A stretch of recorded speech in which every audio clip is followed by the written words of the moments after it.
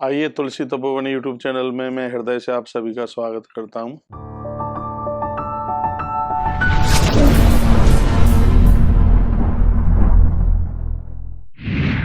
हमारे उपनिषद ने भी कहा त्वमेव माता च पिता त्वमेव।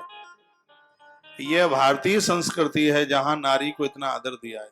कवि कुल गुरु कालिदास भी अपने ग्रंथ को आरंभ करने से पहले मां भगवती के चरणों में वंदन प्रणाम करके ये कहना चाहते हैं कि ये भारत है जहां भारत में नारी का सबसे ज्यादा आदर होता है। दुनिया में कहीं इतना आदर नहीं होता जितना नारी का आदर अपने भारत में होता है। पार्वती परमेश्वर, उन्होंने सबसे पहले मां जगदम्बा का नाम, उसके बाद महादेव का नाम लिया।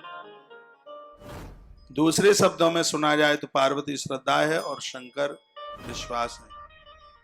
आप जो भी काम करने के लिए जाते हैं उस कार्य में यदि श्रद्धा नहीं है, विश्वास नहीं है, तो उस कार्य में सफलता नहीं मिलेगी। तीसरी बात, कवि कुल गुरु कालिदास कहते हैं पार्वती मेरी माँ है और महादेव मेरे पिता हैं।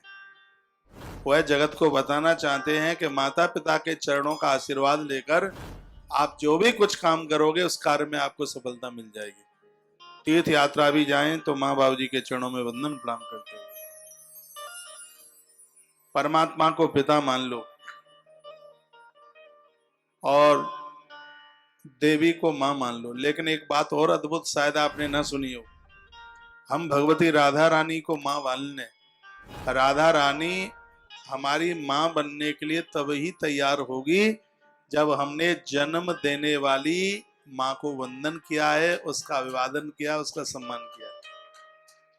नहीं तो ये माताएं रिश्ता ठुकरा देंगे, ये स्वीकार नहीं करेंगे। पार्वती को हम मां माने, वो तब बनने के लिए तैयार होगी जब जन्म देने वाली मां का हमने आदर किया। नहीं तो चाहे जितने जगराता कराते रहो, चाहे राधाष्टमी के व्रत करते रहो, सत्य यही है, यह आदि शक्ति कभी भी हमारी मां बनने को तैयार होगी ही नहीं। इसलिए कालिदास का यह अद्भुत ग्रंथ मातृ शक्ति को वंदन प्रणाम करके ये कहना चाहता है, माता पिता को भगवान नहीं भगवान से ज्यादा मानिए, ये उनका कहना है।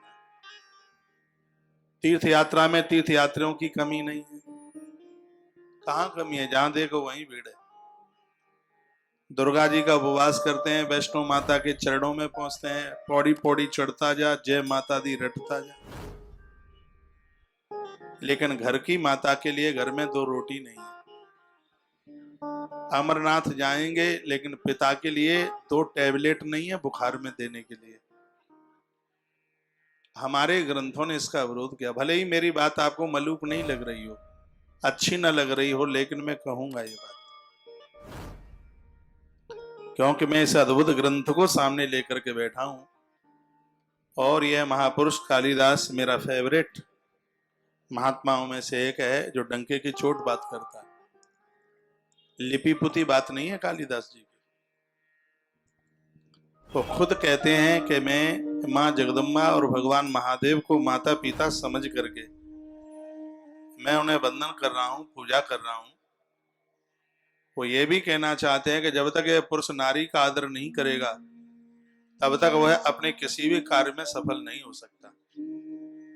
आप महाभारत सुन रहे हैं, दुर्योधन अपने कार्य में सफल नहीं हुआ तो उसने नारी का सम्मान नहीं किया। इसलिए जिसने नारी का अपमान किया है उसकी मनोतियां पूरी हो ही नहीं सकती। कहीं से भी देख लेना, घर में भी आप पत्नी का, बहन का, मां का, किसी का भी अपमान कर बैठेंगे, आपके सपने चूर चूर हो जाएंगे, टूट जाएंगे, वो कार्य कभी पूरे नहीं होंगे।